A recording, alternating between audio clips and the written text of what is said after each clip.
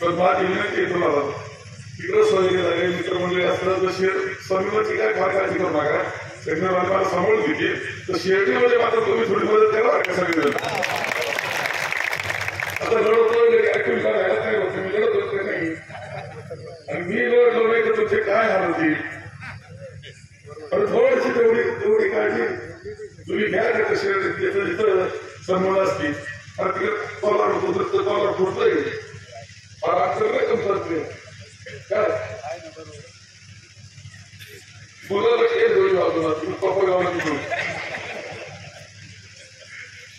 आणि मी त्यासाठी महामीर होते त्याच्यात बोलत नाही. इथे काही बोलायची मला आवश्यकता नाही.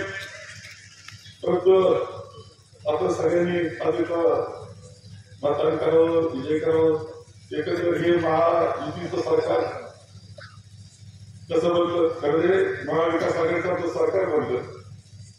पहिल्या 7 दिवसामध्ये आम्ही नागपूरच्या मिटिंगमध्ये कॅबिनेटमध्ये आम्ही शेतकऱ्यांची कर्जमाफी केली. 2 लाखापर्यंत शेतकऱ्याचं कर्ज विना सहाय्य त्यांनी माफी करून टाकली. त्रास नाही त्याचा.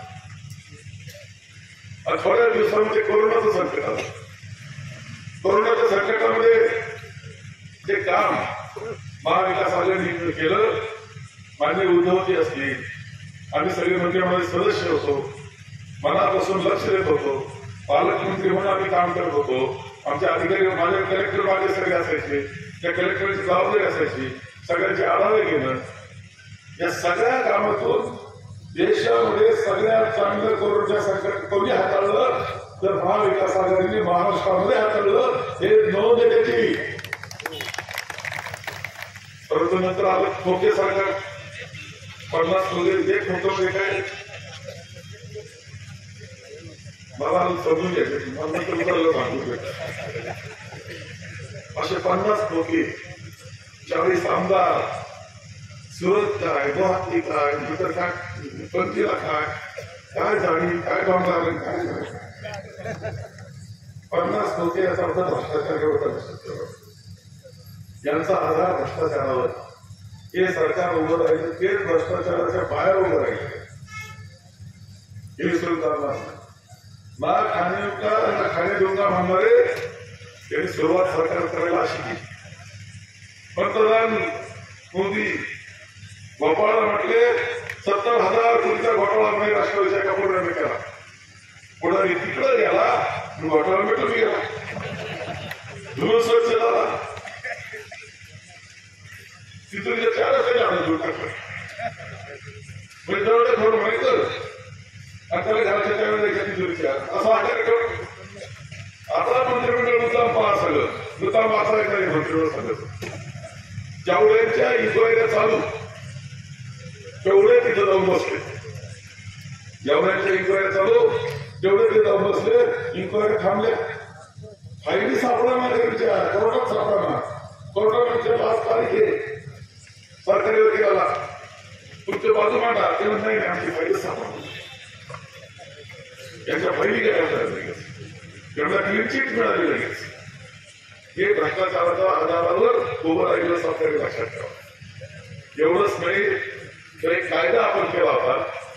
एकदा आमदार निवडून गेला, खासदार निवडून गेला तर 5 वर्ष त्यांच्या पक्षाची एक राहावं म्हणून पक्षांतर बंदी कायदा केला. अख्खा कायदा मोडून खाल्लाय. सरकार कसं चाललं प्रचंड पद्धतीनं तुम्हाला सांगतो. कायदा सुव्यवस्थेचा प्रश्न निर्माण झाले. एका आमदारानंतर पोलीस स्टेशनमध्ये जाऊन गोळीबार केला. काही घंटांनी लोकांच्या अंगावर गाड्या घालायला सुरुवात केली. अंमली पदार्थ ज्याला म्हणतात त्याचा प्रचंड प्रसार युवकांमध्ये झाला. महिलांवर अत्याचार सुरू झाले आणि शेतकऱ्यावर वाईट पद्धतीने दिवस आले. सोयाबीनचे बाजार जे 2014 साली होते किंवा आमच्या 19-20 ला होते ते बाजार आता जून मध्ये 7,500 रुपये सोयाबीन होतं. जाऊन व्यापाऱ्यांकडे गेलं गोळा झालं होतं. आता सोयाबीनचे बाजार 3,500 रुपये झाले. ते आयात केले गेले परदेशातून. सोयाबीनचे बाजार वाढले गेले आणि त्याला किमती मात्र दिवाळीमध्ये वाढवले गेले. हे सगळं मोठं षडयंत्र लक्षात ठेवलं पाहिजे. ठराविक लोकांचे घर भरण्या परिषदेच्या तिजोऱ्या भरण्या करतात. जगातले 1 नंबरचे श्रीमंत झाले पाहिजे याच्याकरता प्रयत्न यांचे भाजपवाले लक्षात